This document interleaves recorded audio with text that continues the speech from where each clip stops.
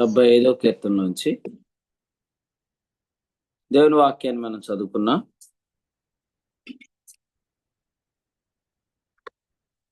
ఇందులో 4వ వచనాన్ని మనం చూస్తున్నప్పుడు, అహంకారులై ఉండకూడని అహంకారులకు నేను ఆజ్ఞ ఇచ్చుచున్నాను. కొమ్ము ఎత్తకుడి, ఎత్తుగా కొమ్ము ఎత్తకుడి, పొగరు పట్టిన మాట్లాడకుడి అని భక్తిహీనులకు నేను ఆజ్ఞ ఇచ్చుచున్నాను. తూర్పు నుండి అయినను, పడమటి నుండి అయినను, అరణ్యము నుండి అయినను హెచ్చు కలగదు. దేవుడే తీర్పు తీర్చువాడు. ఆయన ఒకని తగ్గించును, ఒకని హెచ్చించు. మొదటి వచనం చదువుదాం. దేవా, మేము నీకు కృతజ్ఞతాస్తుతులు చెల్లించున్నాము. నీవు సమీపముగా ఉన్నావని కృతజ్ఞతాస్తుతులు చెల్లించున్నాము. నరులు నీ ఆశ్చర్య కార్యములను వివరించు. ప్రభునందు ప్రియులారా, ఈ కీర్తనలో వ్రాయబడినట్లుగా మనము దేవునికి సమీపంగా ఉన్నాం అనే మాట బట్టి ప్రభువు స్తోత్రం. క్రీస్తుతో కూడా మనం అందరం కూడా లేపబడి పరలోకమందు కూర్చుండబెట్టబడ్డాం. ఎఫెసీ పత్రిక 2:7 మనం చూస్తున్నాం. ఎందుకు ఆయన మనల్ని సమీపంగా కూర్చోబెట్టుకున్నాడు, లేదా ఎందుకు ఆయన మనలను అంత సమీపస్తులుగా చేసుకున్నాడు అని అంటే, అది యేసుక్రీస్తు చేతిలో ఉన్న రక్తాన్ని బట్టి. ప్రభు ఒక మంచి సమాచారం చెప్పడానికి మన పక్షంగా పరలోకంలోనికి ప్రవేశించాడు. హెబ్రీ పత్రిక 13:20 మీరు చదివితే, నిత్యమైన నిబంధన సంబంధమగు రక్తమును బట్టి మృతుల్లో నుండి లేపిన దేవుడు అనే మాట చూస్తాం. ఈ వచనాన్ని ఒకసారి 1:20 చదువుదాం. పేతురు పత్రికలో అక్కడే ఉంది చూడండి. పేతురు రాసిన మొదటి పత్రిక 1:20. ఈయన జగత్ పునాది వేయబడక మునిపే నియమించబడు గాని తను మృతుల్లో నుండి లేపి మహిమనిచ్చిన దేవుని ఎడల అనే మాట చూస్తుంది. కాబట్టి యేసుక్రీస్తుకు దేవుడు మహిమనిచ్చాడు, లేదా యేసుక్రీస్తును దేవుడు హెచ్చించాడు. యేసుక్రీస్తును దేవుడు లేపాడు, మృతుల్లో నుండి లేపాడు, హెచ్చించాడు. అపోస్తలు 2:33. మహిమనిచ్చాడు. ఎందుకు అని అంటే, నిత్యమైన నిబంధన సంబంధముగా రక్తమును బట్టి. హెబ్రీ 13:20 చెప్పాడు కదా, నిత్యమైన నిబంధన సంబంధముగా రక్తమును బట్టి. అది మన సమీపత్వం. అది యేసుక్రీస్తు ద్వారా మనకు దేవునితో కలిగిన సమీపత్వం. మనము ఈ హెచ్చింపును మాత్రమే చూడాలి, ఈ హెచ్చింపును మాత్రమే మనము స్మరించుకోవాలి. అప్పుడు దేవుడు మనలను హెచ్చిస్తాడు. ఎలాగైతే మనము విశ్వాసం మూలముగా విశ్వాసం అనే మాట నమ్ముతాం, విశ్వాసం మూలముగా విశ్వాసం. సో అందులో ఫస్ట్ ఫెయిత్ ఎవరిదంటే యేసు ప్రభు యొక్క విశ్వాసం. రోమీయులకు రాసిన పత్రిక 1వ అధ్యాయంలో 16-17 వచనాల్లో 17వ వచనంలో ఏం రాయబడిందంటే, నీతిమంతుడు విశ్వాస మూలముగా జీవించును అని వ్రాయబడిన ప్రకారం విశ్వాస మూలముగా అంతకంతకు విశ్వాసం అన్నాడు. విశ్వాస మూలముగా విశ్వాసం అంటే ఏంటంటే, యేసుక్రీస్తు యొక్క విశ్వాసాన్ని బట్టి మనలో కలిగే విశ్వాసం. యేసుక్రీస్తు యొక్క విశ్వాసం ఏంటంటే, యేసుక్రీస్తు ద్వారా మనము దేవుని కుమారులు అవటం, క్రీస్తుతో మనం లేపబడి పరలోకమందు కూర్చోవటం, యేసుక్రీస్తుని బట్టి మనము పరలోకమందు అంగీకరించబడటం, ఇదంతా క్రీస్తు యొక్క విశ్వాసం. Faith of the son of God, దేవుని కుమారుని యొక్క విశ్వాసం అని గలతీ 2:20 చెప్పాడు దీన్ని. కొన్ని ట్రాన్స్లేషన్స్ లో, ఇంగ్లీష్ ట్రాన్స్లేషన్స్ లో ఏమనుందంటే, దేవుని కుమారుని యొక్క విశ్వాసం. యేసుక్రీస్తు యొక్క విశ్వాసం మనల్ని అందరినీ దేవుని కుమారులుగా చేయటం, లేదా మనల్ని దేవుని కుమారులుగా యేసుక్రీస్తు ద్వారా చేసుకోవటం, ఇదంతా యేసుక్రీస్తు యొక్క విశ్వాసం. ఈ విశ్వాసం మనకుంటే చాలు, మనలో దేవుడు కార్యసాధకమయ్యే విశ్వాసం ఇస్తాడు. ఈ విశ్వాసం మనం కలిగి ఉండలేమా? ఈ విశ్వాసం మనం కలిగి ఉండగలం. అందుకనే దీని పేరు ఆవగింజంత విశ్వాసం. ఈ విశ్వాసం మనం కలిగి ఉండగలం. ఎందుకంటే ఈ విశ్వాసం మన యొక్క వాస్తవికత, hour reality. This faith is our reality. ఇది హెబ్రీ పత్రిక 10వ అధ్యాయంలో 22వ వచనంలో విశ్వాసం యొక్క సంపూర్ణ నిశ్చయత అనే దగ్గర ఫుట్నోట్లో ఆ విశ్వాసం ఎవరిదంటే అది ప్రభు అయిన యేసుక్రీస్తు యొక్క విశ్వాసం. సో ఇప్పుడు మన హెచ్చింపు ఎక్కడుంది? అది యేసుక్రీస్తు యొక్క హెచ్చింపులోనే ఉంది. మనం యేసుక్రీస్తు ద్వారా కలిగిన హెచ్చింపును మనం ఎప్పుడూ మనస్కరిస్తాం.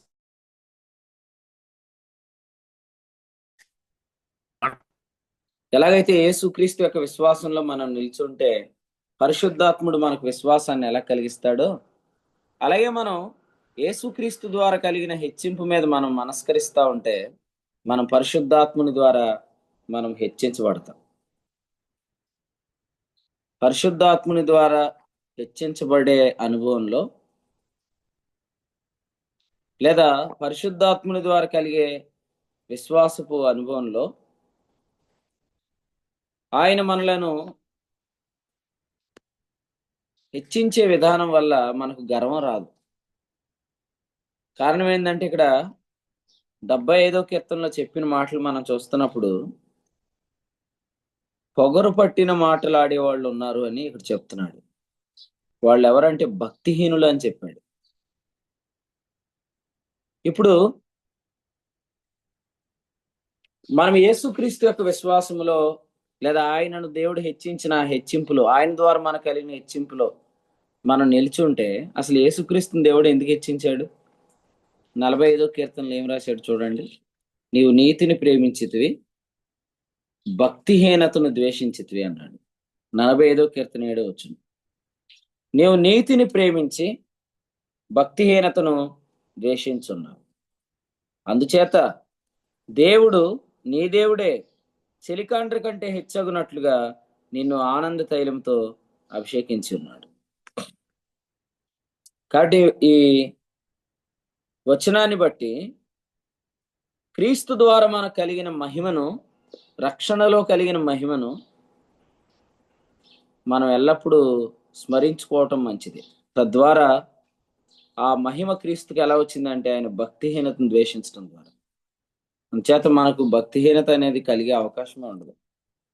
అలా కాకుండా మనం సాధించిన వాటిని బట్టి, మనం గెలిచిన వాటిని బట్టి మనము ధ్యానించుకుంటూ ఉంటే అది భక్తిహీనతకు కూడా తీసుకొని వెళ్ళిపోద్ది. అందుకనే పౌలు ఏం చెప్పారంటే వెనుకున్నవి మరవండి అని చెప్పాడు. ఫిలిప్పీ పత్రికలో 3వ అధ్యాయంలో 13లో ఏమన్నాడు? వెనుకున్నవి మరవండి అన్నాడు. కానీ ఇదే పౌలు కొరింథీ పత్రికలో ఏమన్నాడు? నన్ను జ్ఞాపకం చేసుకోండి, దీన్ని చేయండి అన్నాడు. అంటే క్రీస్తు ద్వారా మనకు కలిగిన మహిమను జ్ఞాపకం చేసుకోమన్నాడు. కానీ ఆ తర్వాత మనము పరిశుద్ధాత్మ ద్వారా పొందిన కొన్ని ఘనతలు ఉన్నాయి చూసారా, వాటిని అస్తమాటు జ్ఞాపకం చేసుకోకండి అని చెప్పాడు. వాటిని మర్చిపోండి అన్నాడు. ఎందుకంటే అవన్నీ మరలా ఎక్కడ జ్ఞాపకానికి వస్తాయి? క్రీస్తు న్యాయపెట్టిందండి. కాబట్టి 12వ వచనం ఫిలిప్పీ పత్రికలో అపోస్తలుడైన పౌలు గారు చెప్పినట్లుగా గెలిచితిని అనేది జ్ఞాపకం చేసుకోవద్దు. కానీ కొరింథీ మొదటి పత్రిక 11:23లో చెప్పినట్లుగా యేసుక్రీస్తును జ్ఞాపకం చేసుకోండి. అనగా యేసుక్రీస్తు పునరుద్ధానంలో మనం లేపబడి పరలోకమందు కూర్చున్నాం. పేతురు 1:20 క్రీస్తుతో మనం మహింపరచబడ్డాం. అపోస్తలులు 2:33 క్రీస్తుతో మనం హెచ్చించబడ్డాం. అది మాత్రమే జ్ఞాపకం చేసుకున్నాను. యేసుక్రీస్తు ద్వారా వచ్చిన మహిమను జ్ఞాపకం చేసుకుందామా? పరిశుద్ధాత్మ ద్వారా కలిగిన మహిమను జ్ఞాపకం చేసుకుందామంటే, పరిశుద్ధాత్మ ద్వారా ఇంకా మహిమలు కలగాల్సినవి చాలా ఉన్నాయి. కానీ ఇంతకుముందు కలిగిన వాటిని అస్తమాటు మనం జ్ఞాపకం చేసుకొని వాటిని బట్టి మనము సంపూర్ణ సిద్ధి పొందామని అనుకునే దానికి అవకాశం ఉంది. అందుకనే యేసుక్రీస్తు ద్వారా కలిగిన మహిమనే జ్ఞాపకం చేసుకోమంటున్నాడు. అపోస్తుల కార్యాల గ్రంథం 20వ అధ్యాయం గురించి మనం ఇంతకుముందు చెప్పుకున్నాం, మీకు గుర్తుందా? 7వ వచనంలో ఆదివారమున మేము రొట్టె విరుచుటకు కూడినప్పుడు అన్నాడు కదా. ఇక్కడ ఆత్మకార్యం జ్ఞాపకం చేసుకుంటారా, యేసుక్రీస్తు కార్యం జ్ఞాపకం చేసుకుంటారా? ప్రభు బల్లలో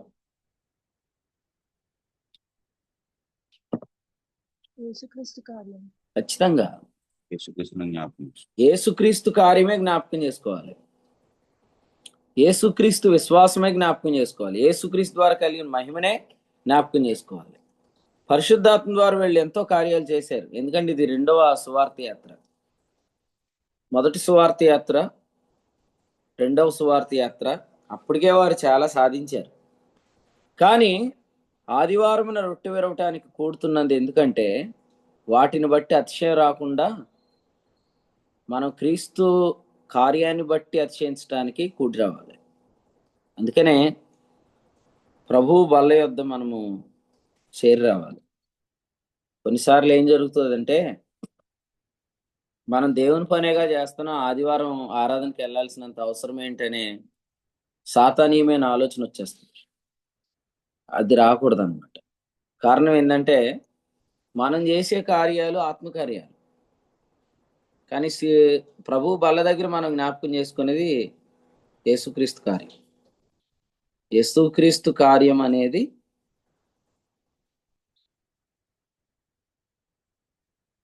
గర్వాన్ని తొలగిస్తుంది అన్నమాట. పరిశుద్ధాత్మ కార్యాలు గర్వాన్ని కలిగిస్తాయి. ఎందుకంటే ఎక్కడ సంఘాలు లేవో అక్కడ సంఘాలు కట్టాడు ఈయన. ఎక్కడ ప్రకటన లేదో అక్కడ ప్రకటన చేశాడు. ఇన్ని గొప్ప కార్యాలు ఈయన ద్వారా జరిగాయి కాబట్టి ఈయన వాటిని బట్టి తను ఎంచుకునే అవకాశం ఉంటుంది. మొదట్లో యేసుక్రీస్తుని బట్టి ఎంచుకుంటాం, ఆ తర్వాత ఆత్మ మన ద్వారా జరిగించిన కార్యాలను బట్టి మనం ఎంచుకుంటాం. అలా ఎంచుకుంటే ఏం జరుగుతుంది? అక్కడతో సీజ్ అయిపోతాయి. ఆ తర్వాత మనకు కొనసాగింపులు రావు. ఆ తర్వాత కార్యాలు మనం చూడలేం. అందుచేత యేసుక్రీస్తు యొక్క విశ్వాసమే, లేదా యేసుక్రీస్తు యొక్క హెచ్చింపే, లేదా యేసుక్రీస్తు యొక్క కార్యమే మనం ఎప్పుడు స్మరించుకోవాలి. అందుకనే వీలైనంత ఎక్కువగా మనము ప్రభు యొక్క బల యొద్దకు, ఆయన మరణాన్ని ప్రచురించాలి, మనం చేరి రావాలి. ఈ మాటను మరలా మనం జ్ఞాపకం చేసుకుందాం. కొరింథీయులకు రాసిన 2వ పత్రిక 12వ అధ్యాయం చూడండి. కొరింథీయులకు రాసిన 2వ పత్రిక 12వ అధ్యాయం 7వ వచనం. నాకు కలిగిన ప్రత్యక్షతలు బహు విశేషంగా ఉన్నందున నేను అత్యధికంగా హెచ్చిపోకుండా నిమిత్తము నాకు శరీరంలో ఒక ముళ్ళు. నేను అత్యధికంగా హెచ్చిపోకుండా నిమిత్తము నన్ను నలగొట్టుటకు సాతాను యొక్క దూతగా ఉంచబడెను. ఈ వచనంలో నాకు కలిగిన ప్రత్యక్షతలు అన్నాడు. ఇవి పరిశుద్ధాత్మ ద్వారా కలిగినవిగా. మరి పరిశుద్ధాత్మ ద్వారా కలిగినవి కూడా గర్వం తెస్తాయంటే అవును అని ఈ వాక్యం చెప్తుంది. కాబట్టి ద్వారా జరిగించాడు, దేవునికి స్తోత్రం. పరిశుద్ధాత్మ ద్వారా మనం చాలా కార్యాలు చేశాం. కానీ పరలోకంలో మన స్థితి ఇప్పుడు కూడా దేన్ని బట్టి? ఆత్మకార్యాలను బట్టి కాదు, యేసుక్రీస్తు చేసిన కార్యాన్ని బట్టి. కాబట్టి గర్వం అనేది రాకుండా ఉండాలంటే, మనం హెచ్చిపోకుండా ఉండాలంటే, కొమ్ము ఎత్తకుడి అని, హెచ్చుగా కొమ్ము ఎత్తకండి, ఎత్తుగా మీరు కొమ్ము ఎత్తకండి అని మనకి ఎందుకు ఈ ఉదయకాలం ప్రభు మాట్లాడాడు మనతో అంటే, కారణం కొన్నిసార్లు ఆత్మ మన ద్వారా జరిగించిన కార్యాలను బట్టి భక్తిహీనుల్లా మాట్లాడేదానికి అవకాశం ఉంది. కానీ వినండి, భక్తిహీనతను ద్వేషించిన యేసుక్రీస్తు కార్యం జ్ఞాపకం చేసుకుంటాం. ఇప్పుడు కూడా వచ్చి మీరు పుస్తకాలు రాస్తారంట కదా, మీరు పాటలు రాస్తారంట కదా, పాటలు మీరు బాగా పాడతారంట కదా అంటే దాన్ని బట్టి కాదు, యేసుక్రీస్తు సిలువని బట్టి నేను అతిశయిస్తున్నానని చెప్పాలి. యేసు ప్రభు యొక్క సిలువ యందే నేను అతిశయిస్తున్నాను. కారణం ఏంటంటే దానివల్ల నేను చనిపోయాను అని లోకానికి అన్నాడు. అయితే గలతీ పత్రికలో 3 విషయాలు ఉన్నాయి. పాపానికి, 2 పాప శరీరానికి, 3 పాప లోకానికి. సో అందుకని ఏమన్నాడు ఇక్కడ 6వ అధ్యాయం 14లో గలతీ పత్రికలో, యేసుక్రీస్తు సిలువ యందు అతిశయిస్తున్నాను. ఓకే, నేను అపోస్తులు అందరికంటే తక్కువ వాడను కాను, వారందరికంటే ఎక్కువగా ప్రయాసపడుతున్నాను. ప్రయాసపడుతుంది నేను కాదు, నాకు తోడైన దేవుని కృప అనే విషయాలు రాసినప్పటికీ కూడా వాటన్నిటినీ పౌలు ఏ దినం కొరకు మాట్లాడుతున్నాడంటే యేసుక్రీస్తు వచ్చినప్పుడు అవన్నీ ఆయన చెప్తాడు అనే దాని గురించే మాట్లాడుతున్నాడు, కానీ గొప్పలు చెప్పుకోవడానికి కాదు. ఎందుకంటే ఆయనే ఒక మాట చెప్పాడు, ఏమని? సమయం రాకముందు చెప్తారా? దేని గురించి తీర్పు తీర్చకూడదు. తీర్పు అంటే చెడ్డ తీర్పా, లేకపోతే ప్రయాసపడినందుకు వచ్చే ప్రతిఫలాలను గురించి తీర్పా? ప్రతిఫలం గురించి. ఇక 4వ అధ్యాయం 5వ వచనం కొరింథీ పత్రికలో, ఆయన అంధకారమందలి రహస్యములను వెలుగులోనికి తెస్తాడు, హృదయములలోని ఆలోచనలు బయలుపరుస్తాడు, అప్పుడు ప్రతివానికి తగిన మెప్పు దేవుని వల్ల కలిగింది. ఒకసారి ఇప్పుడు ముంబై నుండి ఒక బ్రదర్ ఒక క్వశ్చన్ అడిగాడు రీసెంట్ ఈ వారంలో. క్వశ్చన్ 4వ వచనం ఎవరైనా చదవండి. మిమ్మల్ని ఎవరైనా ఈ ప్రశ్న అడిగారా, లేకపోతే మీకు ఎవరికైనా ఈ ప్రశ్న ఉందేమో? నాయందు నాకు ఏ దోషమును కానరాదు, ఆయనను ఇందువలన నీతిమంతుడనుగా ఎంచబడను, నన్ను విమర్శించువాడు ప్రభువే. చెప్పండి, ఈ వచనం ఇంతకు ముందు నేను ఎప్పుడైనా చెప్పానా?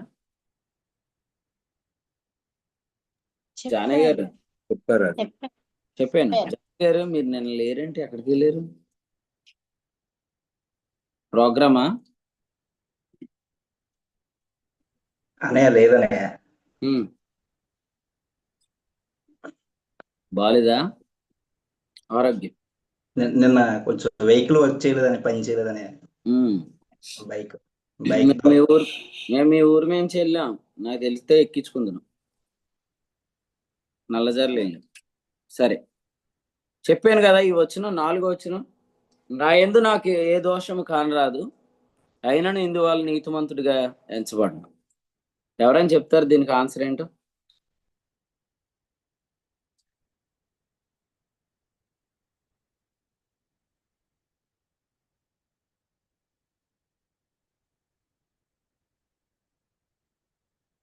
చెప్పండి.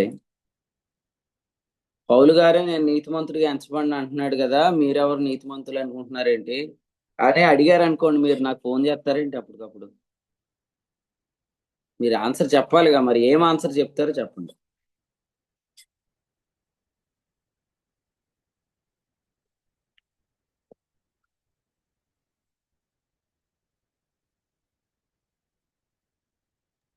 దాన్ని బట్టి నీతిమంతుడిని కాదు, క్రీస్తు రక్తాన్ని బట్టి నీతిమంతుడిని అని.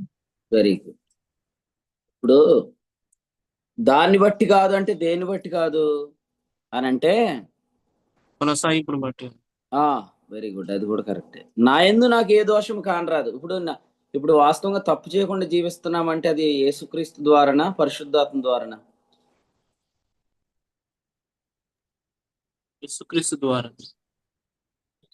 ఇప్పుడు మనం మిస్టేక్స్ చేయకుండా జీవిస్తున్నామండి ప్రజెంట్ లైఫ్, అది యేసు ప్రభు ద్వారానా, పరిశుద్ధాత్మ ద్వారానా?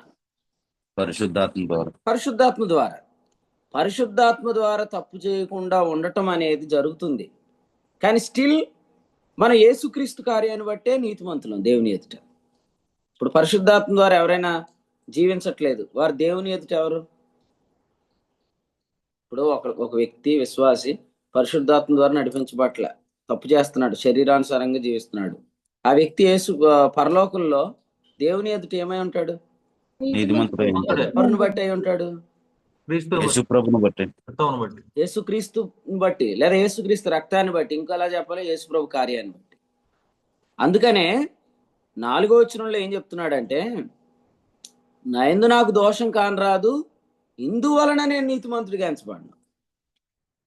కాబట్టి పరలోకంలో మనము బాగా పాటలు పాడుతున్నామని దేవుడు మనల్ని ఆ రోజు నీతిమంతులని, పాట పాడినప్పుడు మన గొంతు బొంగురు వచ్చేసిందని, ఈ రోజు నువ్వు సరిగ్గా పాడలేదు, యు పెర్ఫార్మ్ వెల్ అని అట్లా చెప్పడండి.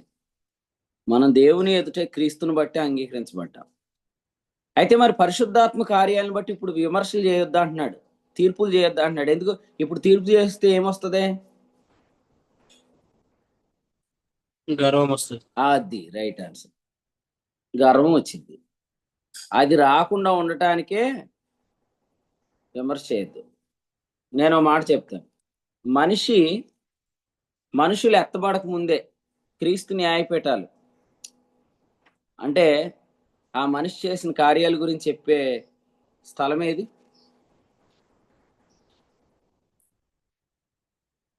ఇక్కడ పౌలు ఏమంటాడంటే, చాలా ఉంటాయి హృదయాల్లో, వాటిని తెచ్చి నేను మహింపరుస్తాను, కంగారు పడకండి, ఆ రోజు రానియండి, అప్పుడే తీర్పు తెచ్చకండి అన్నాడు. కానీ ముందే తీర్పులు ఎక్కడ జరుగుతున్నాయి? సంఘాల్లో. రైట్. ఇంకా ట్రై చేయండి. ఆయన లాంటోడు లేడండి, ఆయనలాగా బ్రతికినోడు ఎవడు లేడండి, ఆయన గొప్పోడండి అంటారు. ఎక్కడ? చనిపోయిన ఆదరణ కూడిక. అందుకని మీ గురించి గొప్పలు చెప్తే అది ఆదరణ కూడిక, మీకు గుర్తుపెట్టుకోండి. ఎవరన్నా లేచి మిమ్మల్ని ఎక్కువగా పొగిడేసి దాన్ని బట్టే మీరు దేవుని దృష్టికి అంగీకరించబడ్డారనే సారం తెస్తున్నారు అనుకోండి, అంటే వాళ్ళు మీకు ఆదరణ కూడికలో సాక్ష్యం చెప్తున్నారని, మీరు చచ్చిపోయారని అంటున్నారు వాళ్ళు.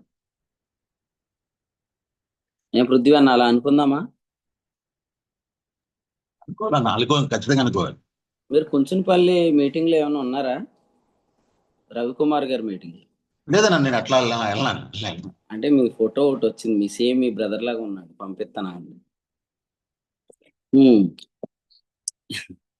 స్ట్రైట్ గట్టి కొట్టారేంటన్న దెబ్బ. ఇప్పుడు వాక్యంలో మనం జ్ఞాపకం చేసుకునేది ఏంటంటే,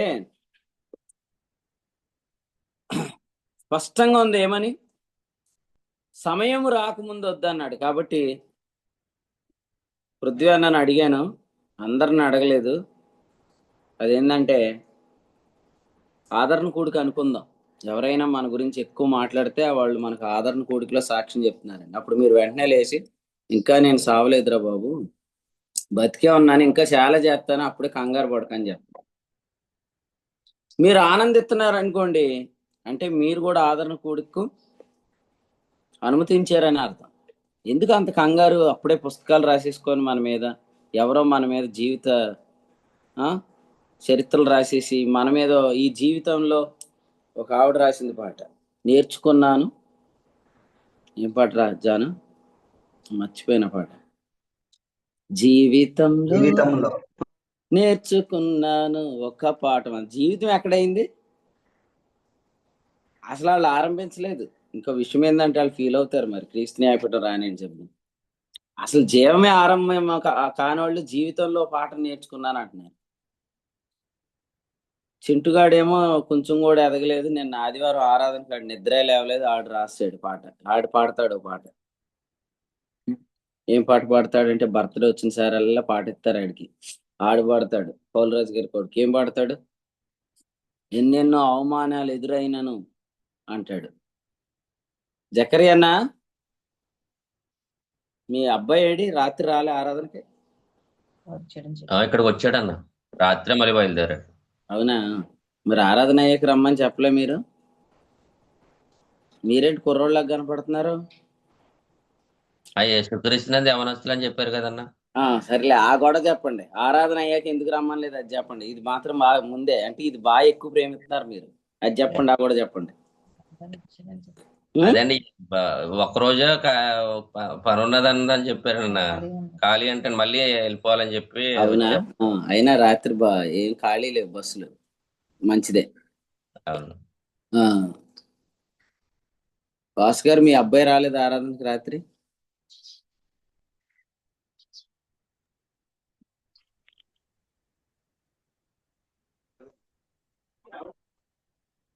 ఏంది ఈయన వ్యవస్థ? బ్లూటూత్ పెట్టుకుంటాడు ఆయన, మైక్ రాదు. సరే, అహంకారుల మాటలు మన నోట రాకూడదంటే సమయం రాకముందే మనం గొప్పలు చెప్తున్నప్పుడు వాటిని ఆపాలి వెంటనే. ఆదివారం మనం అందరం కూడా క్రీస్తు ద్వారా కలిగిన హెచ్చింపు దగ్గరికి ఎందుకు తీసుకొస్తున్నాడంటే దేవుడు ఆ వారం అంతా ఆత్మకార్యాల ద్వారా మనము హెచ్చిపోయే అవకాశం ఉంది. ఆత్మకార్యాలను బట్టి మనం దేవుని ఎదుటి నీతిమంతులం కాదు. గుర్తుపెట్టుకోండి, ఆత్మకార్యాలు చేయనందు చేత మనం దేవుని ఎదుట పాపులం కాదు. అహరోనన్న స్పష్టంగా చెప్తానా, ఏమైనా తలకే తింటున్నట్టుందా?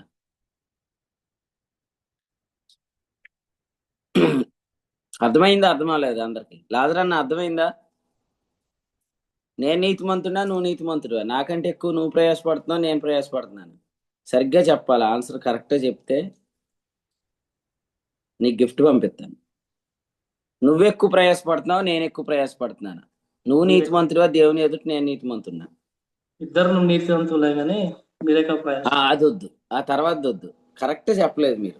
నువ్వు ఎక్కువ ప్రయాసపడినా నేను తక్కువ పడినా ఇద్దరం ఒకటే, ఎక్కువ వెళ్ళకు, హెచ్చులు పోక అని చెప్పాలి నాకు. అప్పుడు కరెక్ట్ చెప్పినట్టు. అదనమాట. సో ఇక్కడ ఏం చెప్పాడంటే కొమ్ము ఎత్తకండి, ఎత్తుగా కొమ్ము ఎత్తకండి అన్నాడు. ఎందుకు అన్నాడంటే మనము ఆత్మకార్యాలను బట్టి మనం చాలా చేసేసాం అనుకుంటాం, కానీ తిరిగి మరలా మనం అందరం ప్రభు బల్ల దగ్గరికి వచ్చి కూర్చుంటున్నాం. అంటే అర్థం ఏంటి? యేసుక్రీస్తును బట్టే మీరు పరలోకంలో దేవుని ఎదుట హెచ్చించబడుతున్నారు. ఫర్ ఎగ్జాంపుల్, ఈరోజు మీకు ఆదరణ కూడికి జరిగింది అనుకోండి, రేపటి నుంచి మీరు ఏం కార్యాలు చేస్తారు? ఈరోజు మీ ఆదరణ కూడికండి, రేపటి నుంచి మీరు ఏం కార్యాలు చేస్తారు?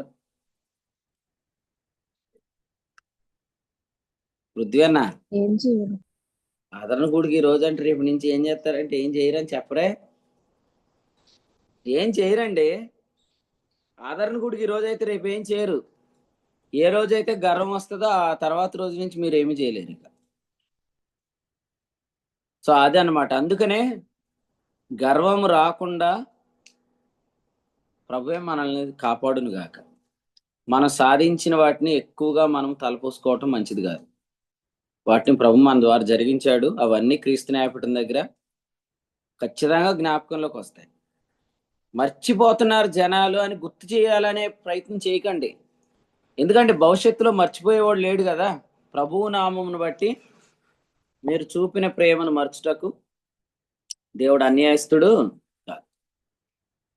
చాలా కాలం క్రిందట బ్రదర్ అండ్ అసెంబ్లీస్ లో ఒక మ్యాగజైన్ రన్ అయ్యేది అనమాట. ఆ మ్యాగజైన్ కి దేవుని సేవకులు డానియల్ గారు వ్యాసం రాసేవారు. అయితే ఒకసారి మందిరం పని చేస్తున్నారు, పైన మందిరం కడుతున్నారు అని చెప్పి నన్ను రాయమన్నారు అన్నమాట వ్యాసం. అప్పుడు నేను వ్యాసం రాశాను. అయితే ఆ వ్యాసం కింద పేరు వేరే ఒకరిది పడింది, వాళ్ళ ప్రింటింగ్ మిస్టేక్ పడింది అనమాట. అప్పుడు నేను వాళ్ళకి చెప్పాను, ఏమనంటే ఇది డానియల్ గారి వ్యాసం కదా, వేరే ఒకరి పేరు పడింది అన్నప్పుడు వాళ్ళు పెద్దగా స్పందించలేదు, పట్టించుకోలేదు. కానీ దేవుని మహాకృప ఏంటంటే ఆ మ్యాగజైన్ యొక్క ఎడిటర్ ఇప్పుడు ఈ పరిచయలో జాయిన్ అయ్యాడు, ఈ పరిచయను వింటున్నాడు ఇప్పుడు. కాబట్టి అది జరిగి సుమారు 15 సంవత్సరాలు అయింది. కాబట్టి కొన్నిసార్లు మీరు చాలా ప్రయాసపడతారు, కానీ క్రెడిట్స్ వేరే ఒకరికి వెళ్ళిపోతాయి. మీరు వెంటనే బాధపడాల్సిన అవసరం లేదు. ఎందుకంటే మనుషులు మర్చిపోయినా దేవుడు అన్యాయస్తుడు కాదు. హెబ్రీ పత్రికలో ఎంత మంచి మాట చెప్పాడు 6వ అధ్యాయంలో, ప్రభువు నామమును బట్టి మీరు చూపిన ప్రేమను మరచుటకు ఆయన అన్యాయస్తుడు కాదు అనే మాట 10వ వచనంలో చెప్పాడు. కాబట్టి 11, 12 వచనాలు ఏమన్నాడంటే ఆ శక్తిని తుదమట్టు కనపరచండి. ఎప్పుడైతే మన పేరు బదులుగా ఎవరిదైనా ఎక్కువ వచ్చిందంటే ఇంకా నేను ఇక రానులే, ఎందుకు ఎంత చేసినా నా పేరు కాకుండా వాళ్ళ పేరే చెప్తున్నారు అని మీరు ఆగిపోతారేమో. ఆగకండి అని చెప్పాడు అంతే. కావాలని కొన్నిసార్లు మీ పేరు మెన్షన్ చేయరు, ఎందుకంటే వాళ్ళు దేవుళ్ళు కాదు కాబట్టి. కానీ దేవుడు అన్యాయస్తుడు కాదు కాబట్టి అది ఎవరికి రావాలో వారికి ఇస్తాడు. అందుకని ఇక్కడ ఏం చెప్పాడు, యెహోవా చేతిలో ఒక పాత్ర ఉన్నది. 7వ వచనం, ఆయన ఒకని తగ్గించును, ఒకని హెచ్చించు. ఆయనే హెచ్చిస్తాడు, ఆయన తగ్గిస్తాడు. అర్థమైందా? మరి ఆయన మీద మనసు పెట్టుకుందాం. ఆత్మకార్యాలను బట్టి అతిశయానికి పోవద్దు, అపోస్తుడైన పౌలు గారు సైతం ఏం చెప్పారు ఆయన? మేము ఆదివారం రొట్టె విరవటానికి కూడి వచ్చాం. కాబట్టి ప్రభు బల దగ్గర కూర్చున్నప్పుడు ఇలా చెప్పుకోవాలన్నమాట. ప్రభువా, మీరు మా ద్వారా ఎంతో గొప్ప కార్యాలు ఆత్మ ద్వారా జరిగించారు. అయినా చూసావా, ఇందువలన మేము దేవుని ఎదుట నీతిమంతులం కాదు. కేవలం నీ రక్తమును బట్టి, నువ్వు సిలువలో ఆ రోజు చేసిన పుణ్య కార్యాన్ని బట్టి మాత్రమే మేము నీతిమంతులం నీ ఎదుట అనే మాట. క్రీస్తు న్యాయపీఠం ఎదుట భవిష్యత్తులో జరిగే తీర్పు మాత్రం ఆత్మకార్యాలను బట్టే జరుగుతుంది. కానీ మరి ఆ రోజు దాకా మన పని జరగాలంటే మధ్యలోనే గెలిచామని అనుకోకూడదు. నిజం చెప్పండి, మధ్యలోనే పౌలు పట్టుకొని ఉన్నానని నేను తలంచుకోలేదు అని అన్నప్పటికే పౌలు ఏమనుకున్నాడు? ప్రభు నన్ను పిలుస్తాడేమో, నేను వెళ్ళిపోదాం అనుకున్నాడు. కానీ ప్రభు ఏమన్నాడు పౌలు గారిని? 1:24, శరీరం అందు ఇంకా నువ్వు నిలిచి ఉండాలి అన్నాడు. శరీరం అందు ఇంకా నిలిచి ఉండాలి అన్నాడంటే అప్పటికి పని అయిపోయినట్టు కాదు. కాబట్టి మీలో ఎవరు కూడా మా రోజుల్లో అనే పదం వాడకండి. ఎందుకంటే మా రోజుల్లో అనే పదం వాడితే మీరు ఆ రోజుల్లోనే పోవాలి. ఈ రోజు దాకా ఉన్నారంటే అర్థం ఏంటి? ఏ రోజును బట్టి అతిశయించవద్దు, యేసు ప్రభుని బట్టి మాత్రమే అతిశయించండి కదా. ఆ రోజుల్లో పాటలు ఎంత బాగుండేవో అంటారు చాలా మంది. ఆ పాటలు ఇప్పుడు ఈ మహిమ ముందు ఎలా ఉంటాయి? లేనట్టుగానే ఉంది. లేనట్టే ఉంటాయి. కానీ ఆ విషయం వాళ్ళకి తెలియదు. అందుకనే ఎన్నిక చేసుకున్నప్పుడు అంటే ఏం పోతుందంట ప్రశాంత్? ఎన్నిక చేసుకుంటే ఏం పోద్ది? మనోని తమ ఒకరినొకరు ఎన్నిక చేసుకొని ఎన్నిక చేసుకుంటే ఏం పోద్ది? ఆత్మకార్యాలు జరగవు. ఎవరని చెప్పండి. మనం ఒకరినొకరిని బట్టి ఎన్నిక చేసేసుకొని మనకు మనమే ర్యాంకులు ఇచ్చుకుంటే ఏం పోద్ది? బహుమానం. బహుమానం. బాగా చెప్పారు. వచనంలో నేను చెప్పాలి. ఆ వచనంలో ఏముంది?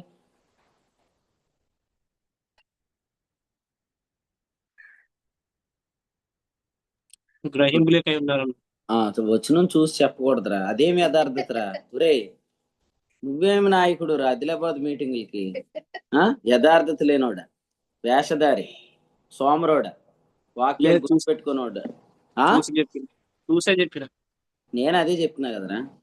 ఎన్ని బిరుదులా మరి అన్నా? ఎన్ని బిరుదులు ఇస్తా అన్నొద్దంటరా, అవన్నీ ఇవ్వచ్చు అన్న. ప్రశాంత్ చాలా యోగ్యుడు అని చెప్పి ఈ రోజు ఒక పాటకు బదులు 2 పాటలు ఇస్తే చూసారా ఏం చేశాడు? ముంచేశాడు మిమ్మల్ని. అందుకే 2 పాటలు ఇవ్వకండి. వినండి, గర్వం అనేది గ్రహింపు లేకుండా చేసేసిద్దండి. అసలు మనం తెగ్గాలు కొట్టేసుకుంటాం కానీ చాలా మందికి తెలుసు మన దగ్గర 0 మ్యాటర్ అని. అర్థమైందా? ఇక్కడ చాలా మంది ఆ రోజుల్లో పాటలు అంటే ఈ మహిమ వచ్చిన తర్వాత ఆ పాటలు కొంతమందికి ఎలా కనపడుతున్నాయి? అవేం పాటలయ్యా అని కనపడుతున్నాయి కదా, కానీ వాళ్ళకి ఎందుకు తెలియట్లేదు? అది గ్రహింపు లేకపోవటం. సో ఇది చాలా ప్రాముఖ్యమైన సంగతి అన్నమాట.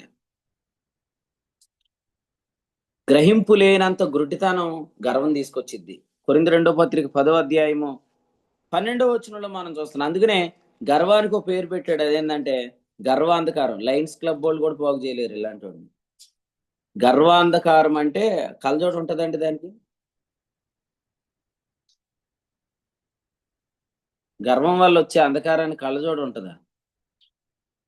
తిమోతి 1వ పత్రిక 6వ అధ్యాయంలో చెప్పాడు 4వ వచనంలో, తర్కాలు వాగ్వాదాలకు పోయిన వాళ్ళకి వచ్చిద్దంటే ఇటువంటి గర్వం. తర్కాలకు పోయే వాళ్ళకి, వాగ్వాదాలకు పోయే వారికి ఇటువంటి గర్వం వచ్చిద్దంట. తర్కాలకు పోయిన వాళ్ళు అందరూ ఏమంటారు? అసలు నేను అది వేసినప్పటికీ వాడు చూసావా కింద అడిపోయాడు అంటారు. నేను ఆ మాట అన్నప్పటికీ వాడికి అసలే మొహంలో చెమటలు పట్టేసినాయి అంటారు. ఇదంతా ఏంటంటే తర్కములను బట్టి వచ్చిన గర్వాంధకారం. అందుకనే మన మినిస్ట్రీ ఏంటి? తర్కాలు కాదు, వాగ్వాదాలు కాదు. రండి తేల్చుకుందాం, డిబేట్ పెట్టుకుందాం అంటే మనం ఏమనాలా? మా ఖాళీ లేదు బాబు అని చెప్పాలా. మన పని అది కాదు. పౌలు గారి యొక్క పరిచర్యలో ఎక్కడ కూడా అది మనం చూడం. పౌలు తిమోతికి చెప్పింది ఏంటంటే చాలా మంది ఈ విషయంలో ప్రవీణులు అనుకొని తప్పిపోయారు. 6వ అధ్యాయం 21వ వచనం. కాబట్టి విపరీత వాదాలకు దూరంగా ఉండండి.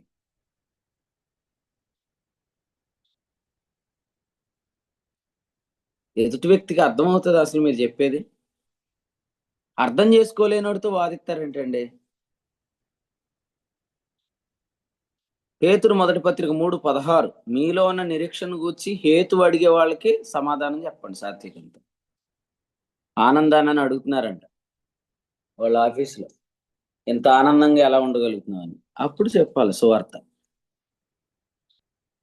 అంతేగాని కావాలని వెళ్ళి రా తేల్చుకుందా, అసలు నీకు వాక్యమే తెలియదు, కూర్చో, నేను మొత్తం నిన్ను కడిగేస్తాను, ఎందుకు ఇవన్నీ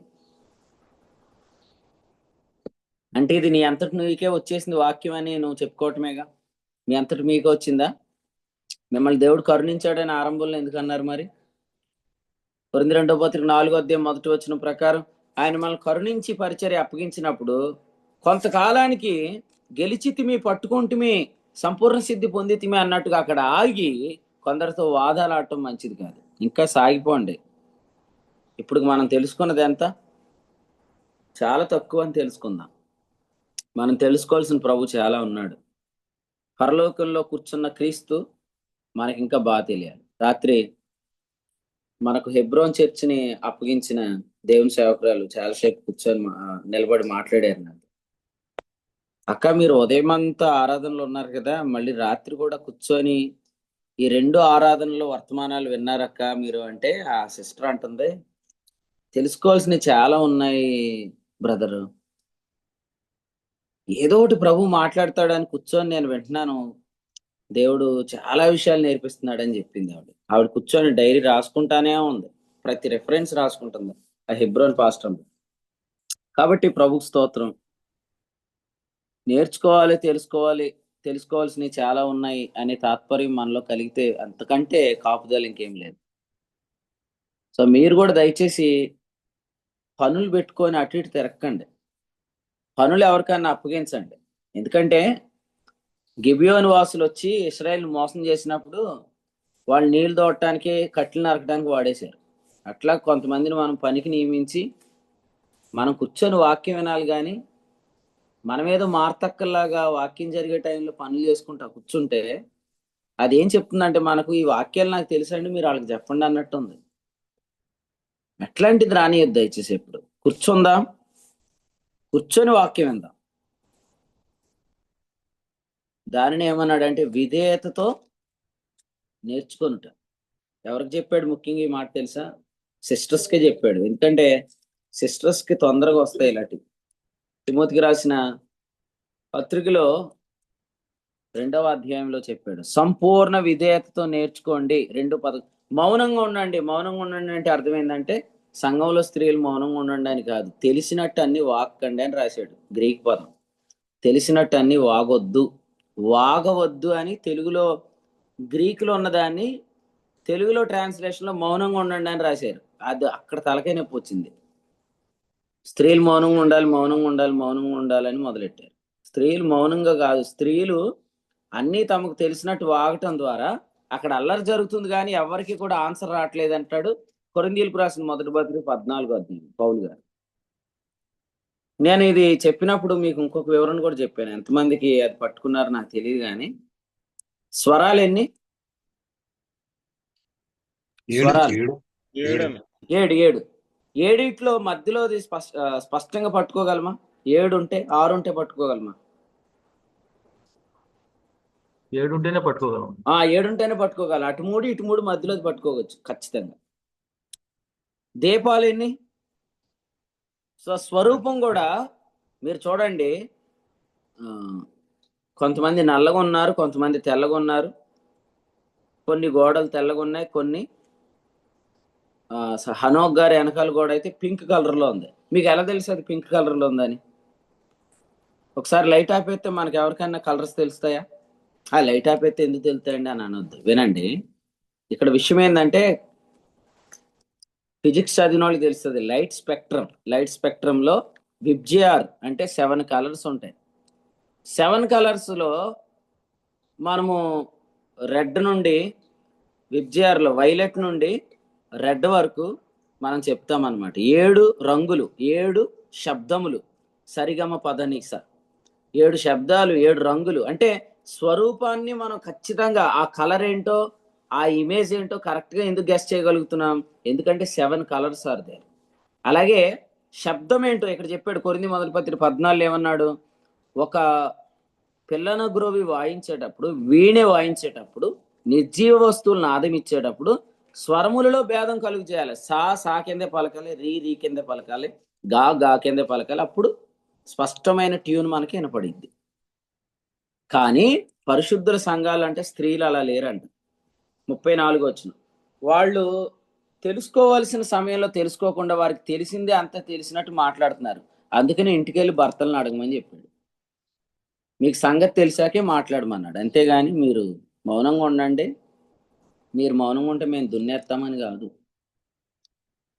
ఇంకోటి చెప్పనా, పురుషులు చాలా మంది వాక్యం చెప్పే సిస్టర్స్ కి వాక్యమే, ఇంట్లో సిస్టర్స్ చెప్పే వాక్యమే పురుషులు వచ్చి చర్చిలో చెప్తారు.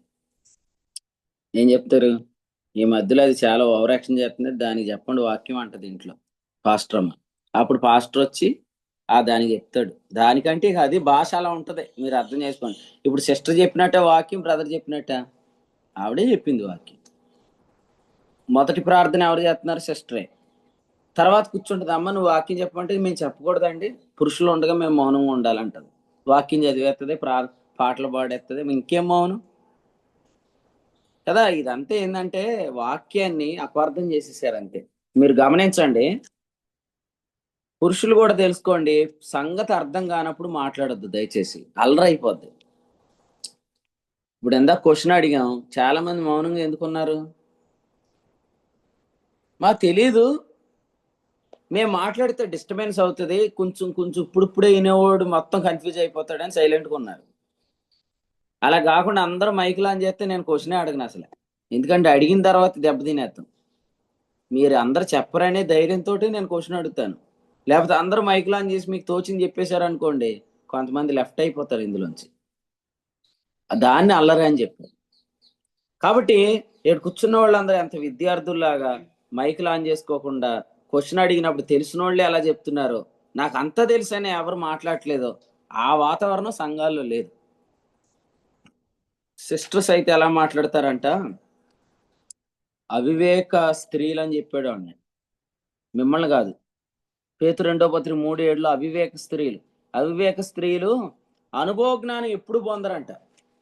ఎందుకంటే ఎప్పుడైనా ఇంటేగా తెలిసేది, ఎప్పుడు అంతా నాకే తెలుసు అని వాగుతా కూర్చుంటే చెవుల్లోకి ఏం దూరదు.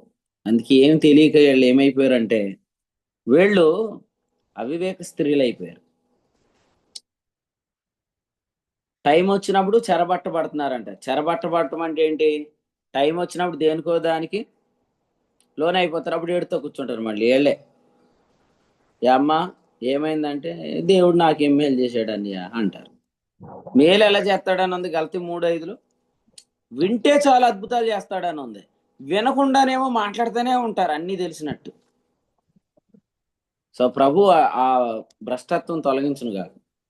కాబట్టి గర్వం అనేది ఏం చేసిద్ది అంటే మనము సంపూర్ణ విధేయతతో కూర్చొని నేర్చుకోకుండా చేసిద్ది. ఒకడు తనకి ఏమైనా తెలియని అనుకుంటే చెప్తారా? వాడు తెలుసుకోవలసినట్టు ఇంకా ఏమీ తెలుసుకునేవాడు. ఎస్. దాన్ని ఏమన్నాడు? జ్ఞానము ఉప్పొంగ చేయను, ఆ జ్ఞాన హోదాడు చచ్చిపోతున్నాడు రా అని చెప్పి. నీ జ్ఞానము ఇతరులకు నాశనం కలిగిస్తుంది. ఉషారాణి గారిది మైక్ ఆఫ్ చేయండి అన్న. రైట్, వినండి. ఇప్పుడు నీ జ్ఞానాన్ని బట్టి నాశనం జరగకూడదు, వింటున్నారా? సంఘానికి పౌలు గారు కానీ పేతురు గారు కానీ వీళ్ళందరూ రెవల్యూషన్ అందించారు, కానీ వాళ్ళకి తెలిసిన జ్ఞానాన్ని వాళ్ళు రుద్దలేదు. దేవునికి స్తోత్రం. ప్రకటన గ్రంథంలో 7 సంఘాల్లో యేసుక్రీస్తు ఒక్కొక్క సంఘంతో ఎలా బయలుపరచబడ్డాడో చెప్పారు కదా. దాన్ని అందుకని ఏమన్నారు? దేవుడు యేసుక్రీస్తు తన దాసులకు కనపరచుటకు దేవుడు ఆయనకు అనుగ్రహించిన ప్రత్యక్షత. ఎస్, ప్రత్యక్షత. అందుకనే దీని పేరు ప్రత్యక్షత గ్రంథం, the book of revolution. Revolution ప్రత్యక్షత. దాన్ని ఫుట్ నోట్లు ఏం రాశాడంటే ప్రకటన. అందుకనే మనకు తెలుగు బైబిల్ ప్రకటన గ్రంథం అని. ఏ ప్రకటన చేయాలంటే తన దాసులకు నువ్వు చెప్పడానికి కావాల్సిన రెవల్యూషన్, దేవుడు రెవల్యూషన్ చెప్పాలి, కానీ మనం నేర్చుకున్నదల్లా చెప్పి ఇతరులను ఇబ్బంది పెట్టకూడదు. జ్ఞానాన్ని బట్టి ఉప్పొంగే ఉంటదేమో కానీ రెవల్యూషన్ బట్టి, ఈ రెవల్యూషన్ రాగానే యోహాను ఏం చేశాడు? ప్రకటన గ్రంథం 22వ అధ్యాయం 8వ వచనంలో, నేను విని చూచినప్పుడు వాటిని నాకు చూపుచున్న దూత పాదముల ఎదుట నమస్కారం చేయుటకు సాగిలి పడగా. అంటే సాగిలి పడిపోయాడు. మొదటి అధ్యాయంలో కూడా ఏం చేశాడు? చచ్చిన వాని వలె నేను ఆయన పాదముల యొద్ద పడితిని. దేవునికి స్తోత్రం. 1:17. వాక్యం అయిపోయే లోపు మనం సాగిలి పడే కృప దేవుడు మాకు కలిగించును గాక. వాక్యం అయ్యే లోపు మనము, ప్రభా నాకు ఏం తెలియదు, ఇంతవరకు చాలా తెలుసు అనుకున్నాను, నీకు స్తోత్రం అని చెప్పాలి మనం. ఆ కృప దేవుడు మనకు దయచేయను కాక. ఎందుకంటే రూతు గ్రంథంలో మనం అదే చూస్తాం. ఆమె ఏమనింది? ఏమి తెలిసి పరదేశినైన నాయందు లక్ష్యముంచునట్లు నీ కటాక్షము కలిగినో అని ఎలా చెప్పింది ఆమె? సాగిలపడి తల వంచుకొని. దేవునికి స్తోత్రం. 2:10. సాగిలపడి తల వంచుకొని. ఇది రూతు యొక్క బాడీ లాంగ్వేజ్ లో మనం చూస్తాం. కానీ సియోను కుమార్తె ఎలా ఉందంట? అన్యజాతి స్త్రీ ఏమో తల వంచుకుంటే, సియోను కుమార్తె, యెరూషలేము కుమార్తె ఏం చేస్తుంది? మెడ చాచి మెడలు చాచి నడుస్తుంది. మెడ చాచి కాళ్ళ గజ్జలు కట్టుకొని ఆ చప్పుడు చేత నడుతుందంట. ఇప్పుడు అందుకే అన్నాడు స్టెఫెన్, ఏమన్నాడంటే వంచని మెడగలవారులారా. అపోస్తల కార్యాలు 7వ అధ్యాయం 51 అన్నాడు, ముష్కరులారా, వంచని మెడగలవారులారా అన్నాడు ఫుట్ నోట్లో. దేవుడు మనకు వంచే మెడ దయచేయను కాదు. వంచని మెడ మంచిది కాదు. వంచని మెడ మంచిది కాదు. కొమ్ము ఎత్తొద్దు. ఈ ఉదయం ప్రభు మనతో చెప్తున్నాడు, కొమ్ము ఎత్తొద్దు, వంచని మెడ మంచిది కాదు. 75వ కీర్తనలో కృతజ్ఞతాస్తుతులు చెల్లిద్దాం. దేన్ని బట్టి? యేసుక్రీస్తు ద్వారా మనం దేవునికి సమీపస్తులమైనందుకు, యేసుక్రీస్తు ద్వారా మనం దేవుని కుమారులమైనందుకు, క్రీస్తుకు దేవుడిచ్చిన మహిమలో మనల్ని కూడా మహింపరిచినందుకు. కాబట్టి రోమాపత్రిక 8:30లో చెప్పినట్లుగా ఆయన మనల్ని నీతిమంతులుగా తీర్చాడు, ఆయన మనల్ని మహింపరిచాడు. ఆ మహిమను బట్టి అది చేద్దాం. మహిమలు అనేవి వస్తూ ఉంటాయి. ఆ మహిమలన్నీ క్రీస్తు న్యాయపడిన దగ్గర మెప్పు పొందుతాయి, కానీ వాటిని బట్టి వద్దు. 75వ కీర్తనలో మనం అదే చూస్తున్నాం. దేవునికి స్తోత్రం. ఫైనల్గా ఒక వచనం చదివి ఆగిపోదాం. 8వ వచనం చదవండి. యెహోవా చేతిలో ఒక పాత్ర ఉన్నది, అందులోని ద్రాక్షరసం పొంగుచున్నది, అది సంభారంతో నిండి ఉన్నది, ఆయన దానిలోని పోయిచున్నాడు. భూమి మీదనున్న భక్తిహీనులందరూ మడ్డితో కూడా దాన్ని పీల్చి మింగివేయవలను. నేనైతే చాలండి. మడ్డి ఎవరికి? భక్తిహీనులుగా. మడ్డి భక్తిహీనులకే. సో ఎవరి చేత ఏది తాగించాలో ఆయనకు తెలుసు, ఎవరికి ఏదేవాలో ఆయనకు తెలుసు అనమాట. కాబట్టి దేవుడు ఇక్కడ చెప్పినట్లుగా భక్తిహీనులందరూ దాన్ని పీల్చి మిరింగివేయవలను అని చెప్పాడు. అందుకని ఇక్కడ చెప్పాడు 10వ వచనంలో, భక్తిహీనుల కొమ్ములన్నిటినీ నేను విరగొట్టేస్తానని చెప్పాడు. కాబట్టి దానియేలు గ్రంథంలో కూడా ఉంది కదా, అది దాని కొమ్మును బట్టి చాలా అతిశిస్తుందంట. ఈరోజు కూడా మనం కూడా వచ్చిన కొమ్ములను బట్టి బాగా అతిశిస్తా ఉంటే దేవుడు కొమ్ములు ఎరగొడతాడు. కొమ్ములు ఎరగొట్టి దేవునికి స్తోత్రం చెప్పండి. కొమ్ములు ఎరగొడతాడు. నీతిమంతులు కొమ్ములు ఆయన హెచ్చిస్తాడు. కాబట్టి కొమ్ము వచ్చింది కదా అని అన్నిటిని పొడవకండి. కొమ్ము ఇచ్చినందుకు దేవునికి స్తోత్రం చెప్పాలి, కానీ కొమ్ము ఉంది కదా అని అన్ని పొడుతూ ఉంటే ఏం జరిగిద్ది? ఎప్పుడో ఎవరో గట్టిగా ఉండేవాళ్ళతో వెళ్ళి డి అంటే డి అంటాం అంతే, అప్పుడు ఇరిగిపోద్ది. అందుకనే మనము దానియేలు గ్రంథంలో ఆ పొట్టేలు కొమ్ము గురించి రాసిన సందర్భంలో అది దాని కొమ్ముతో చేస్తున్న ఆ గర్వపు చేష్టలు మనం చూస్తాం. సేమ్ అలాగే ప్రకటన గ్రంథంలో ఆ కొమ్ము గురించి రాశాడు. చూడండి, ఆ కొమ్ము గురించి చదువుదాం. ప్రకటన గ్రంథం 13వ అధ్యాయం. ప్రకటన గ్రంథం 13వ అధ్యాయం 1వ వచనం. మరియు 10 కొమ్ములను 7 తలలను గల ఒక క్రూర మృగము సముద్రంలో నుండి పైకి వచ్చుట చూచితిని. దాని కొమ్ముల మీద 10 కిరీటములను, దాని తలల మీద దేవదూషణకరమైన పేర్లను ఉండెను. రైట్, నేను చాలండి.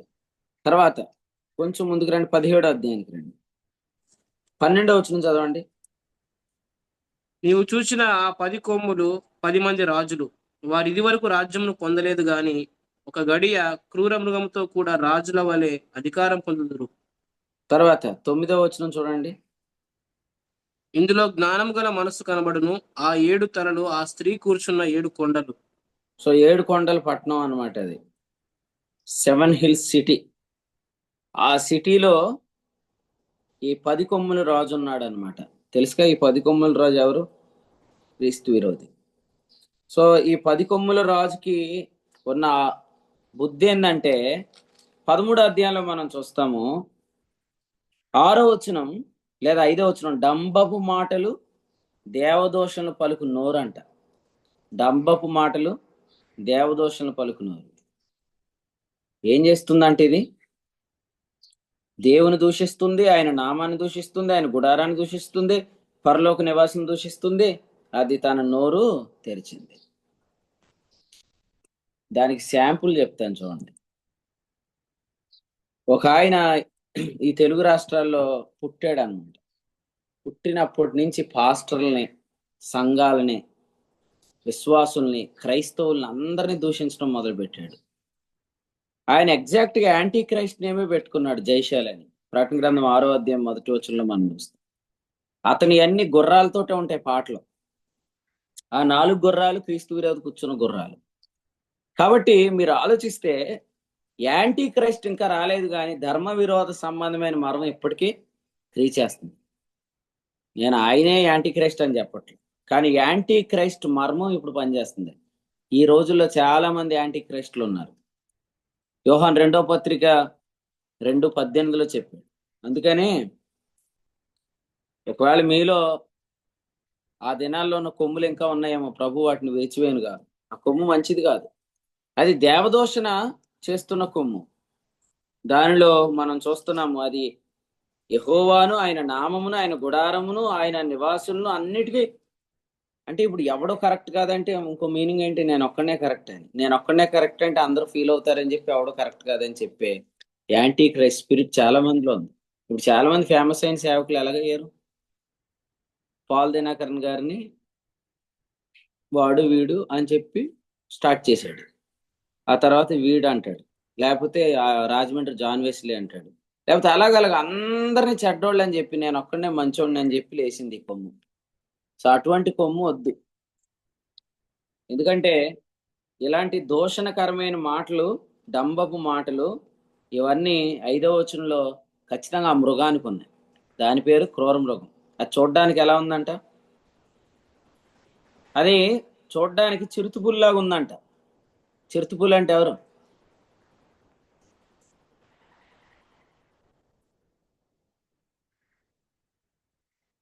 చెప్పండి. చిరుతుపులి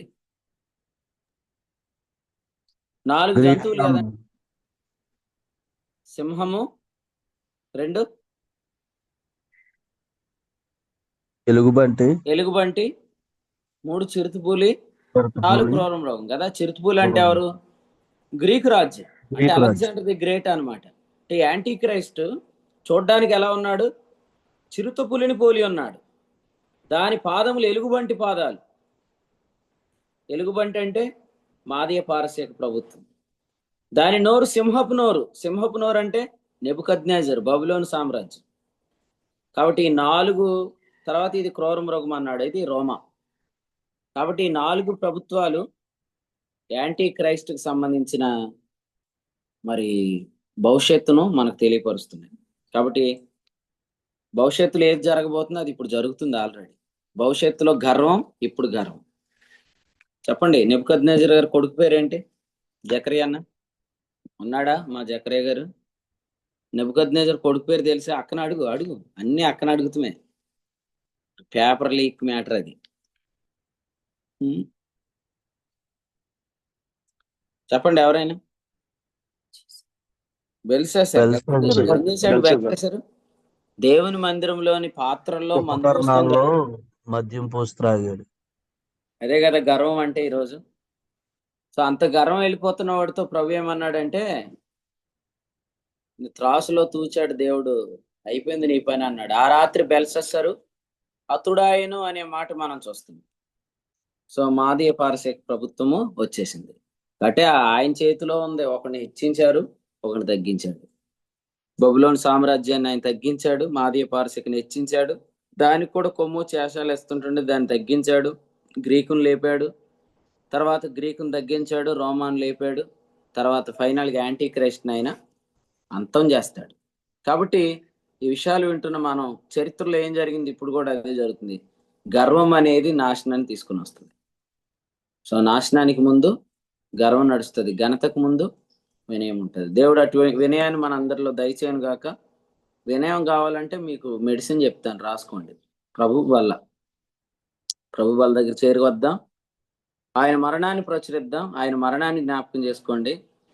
ఎన్ని సాధించినా వాటిని బట్టి అతిశయించండి, ఎందుకంటే ఇవన్నీ ఎలాగో క్రీస్తు న్యాయపీఠం దగ్గర మెప్పులోకి వస్తాయి. అంటే ప్రభు ఆత్మ మన అందరికీ అటువంటి నడిపింపు దయచేయను గాక సమృద్ధిగా. ప్రభు ఈ తలంపులు మనందరి వినికిడిలో దీవించును. ఆమె కీర్తన గ్రంథం 75 అధ్యాయం నుంచి ప్రభు తన దాసుని ద్వారా పరిశుద్ధాత్మ సాయంతో నేర్పించిన సంగతులను బట్టి ప్రభుని స్తుతిస్తున్నాం. అహంకారులే ఉండకండి, కొమ్ము ఎత్తకుడి, పొగరు బట్టి మాట్లాడినట్టు మాట్లాడి భక్తిహీనుల వల్లే ప్రవర్తించొద్దని ప్రభు ఈ యొక్క ఉదయకాలం అందు నేర్పించిన సంగతులను బట్టి ప్రభుని స్తుతిస్తున్నాం. యేసుక్రీస్తు కార్యం ద్వారా మనల్ని యేసుక్రీస్తు ప్రభు వారిని ఏ విధంగా అయితే ఆయన సమీపంగా ఆయన యొద్ద కూర్చొని హెచ్చించి ఆయన యొద్ద కూర్చొని పెట్టుకున్నారు, ఆయన కార్యం ద్వారా ఈ రోజున మనం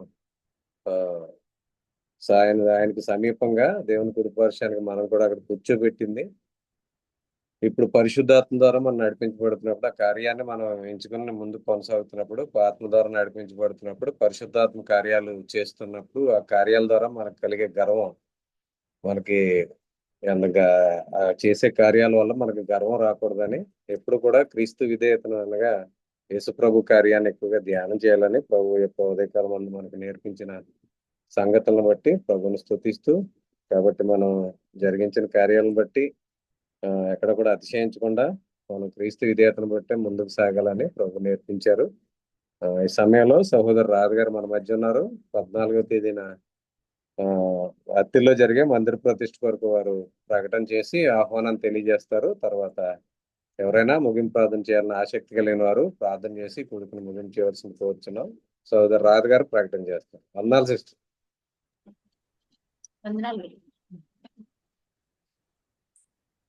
దైవజనులకి వందనాలండి, చేరువచ్చిన వారందరికీ వందనాలు.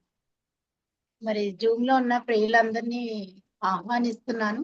14వ తారీఖుని మరి మందిర ప్రతిష్ఠ ఉంది కనుక ప్రతి ఒక్కరు కూడా మరి ఉదయం 10 గంటలకు మందిర ప్రతిష్ఠ జరుగుతుంది, సాయంత్రం కృతజ్ఞత కూడిక ఉంటుంది. మరి ప్రతి ఒక్కరు కూడా రావాలని ప్రభు పేరట మీ అందరికీ మనవి చేస్తుంది.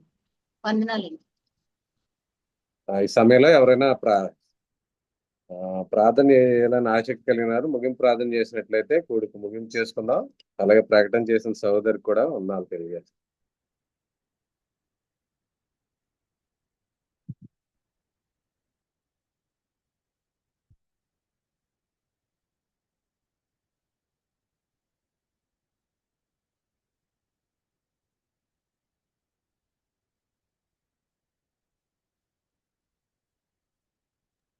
అన్నా వందనాలు. వందనాలండి, చేయండి. పరిశుద్ధమైన తండ్రి, ప్రేమ మేడైన దేవా, మీకు వందనాలు నాయన. ప్రేమించి ఈ ఉదయకాలం జీవము ఆత్మయు జీవమైన సంగతులు మాకు ఇచ్చినందుకు మీకు స్తోత్రాలు. మీ సేవకుల ద్వారా నాయన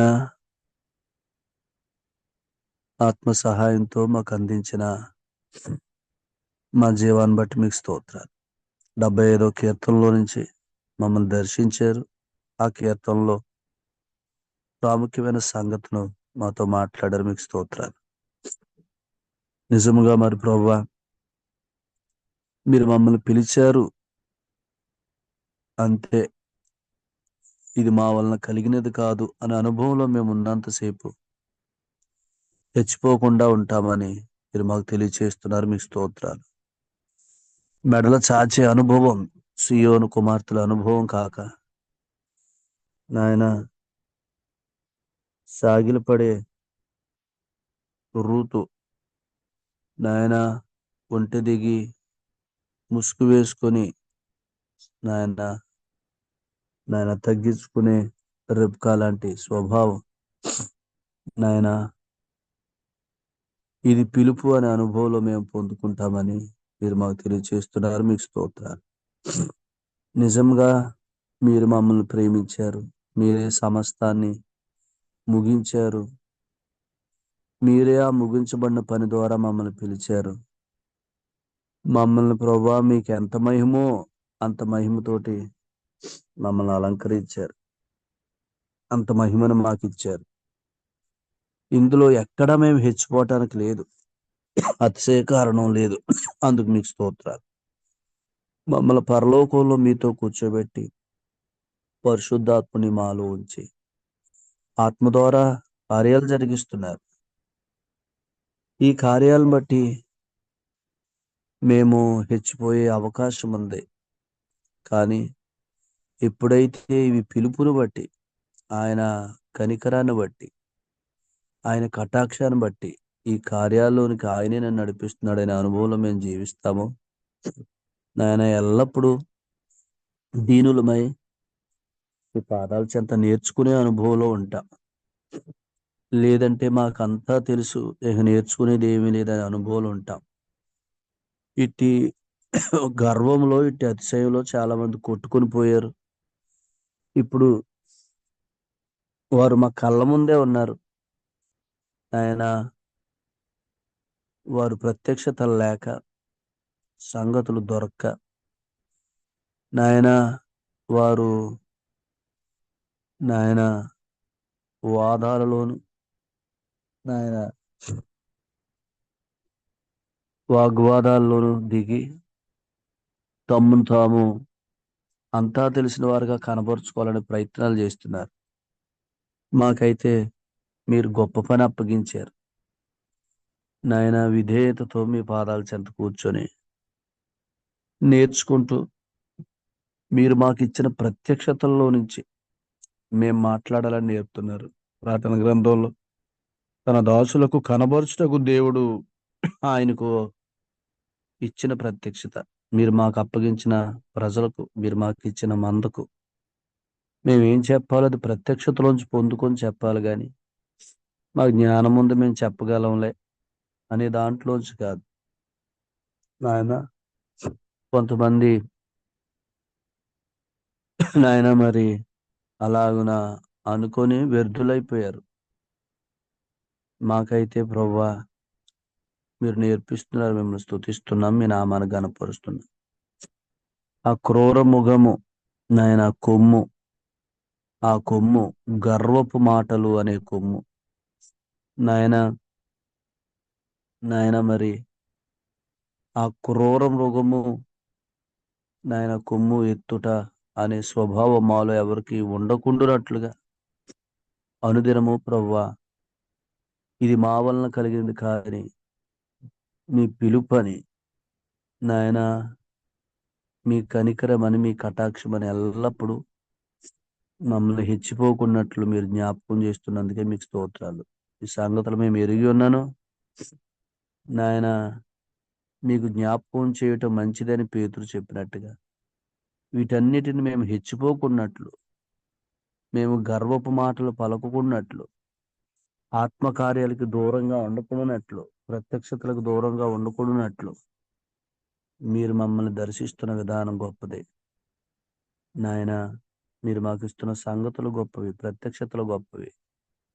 ఆ ప్రత్యక్షతల్లో నుంచి మమ్మల్ని నడిపిస్తున్న విధానం, జీవింపజేస్తున్న విధానం గొప్పది. అందుకే మిమ్మల్ని స్తుతిస్తున్నాం. మీ దాసుని ద్వారా ప్రతి కీర్తనలో ఉన్న ముఖ్య సారాంశాన్ని మీరు మాకు తీసుకొస్తున్నందుకే మీకు స్తోత్రాలు. మమ్మల్ని ఎంతగా ప్రేమించారో అర్థమవుతుంది ప్రభువా. అనేక పర్యాయాలు ఈ కీర్తనలు మేము చదివాం, కానీ ఇందులో ఉన్న ప్రాముఖ్యమైన సంగతి చాలాసార్లు మాకు గుర్తు రాలే, మేము వాటిని గమనించలేకపోయాం. అయితే ఇప్పుడు మమ్మల్ని ప్రేమించి మాకు వాటిని బయలుపరుస్తున్నారు. మీకు స్తోత్రాలు. 14వ తారీఖు మీ దాసురాలు ప్రార్థించినట్టుగా నాయన మరి 10 గంటలకే మందిర ప్రతిష్ట, తిరిగి సాయంకాలం స్తుతి కూడుక, వీటన్నిటిలో మీ కార్యాలు ఘనంగా మీరు సిద్ధం చేసి పెట్టారు. మీరు ఎలా వాటిని ప్రభా డిజైన్ చేశారో అలాగ వాటిని జరిగిస్తారు. అందుకు మీకు స్తోత్రాలు. ఘనంగా జరిగిస్తున్నారు. కృతజ్ఞత నాయన. అనేక మంది చేరువస్తారని నమ్ముతున్నాం. మిమ్మల్ని స్తుతిస్తున్నాం.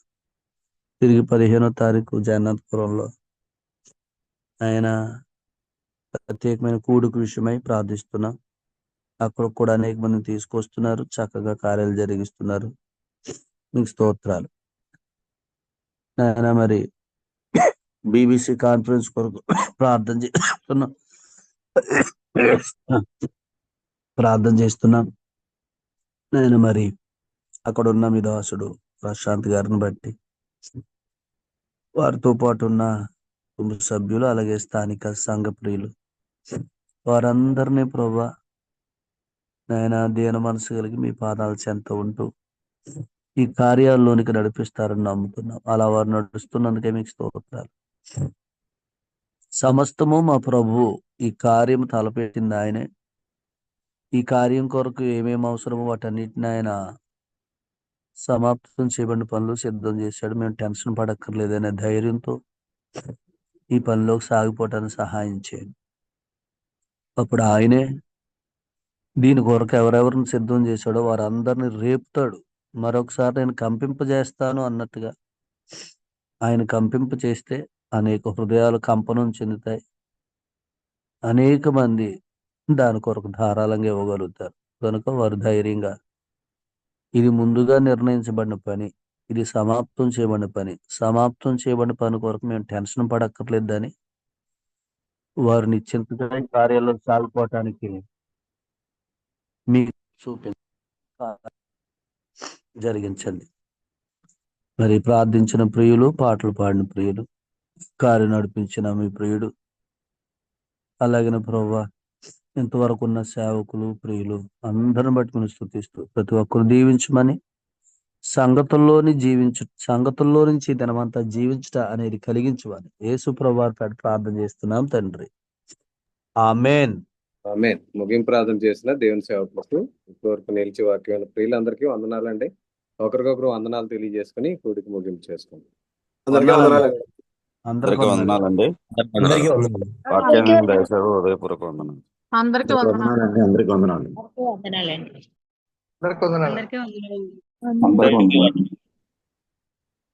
అందరికీ వందనాలు. వందనాలండి. అందరికీ వందనాలండి. అందరికీ వందనాలండి.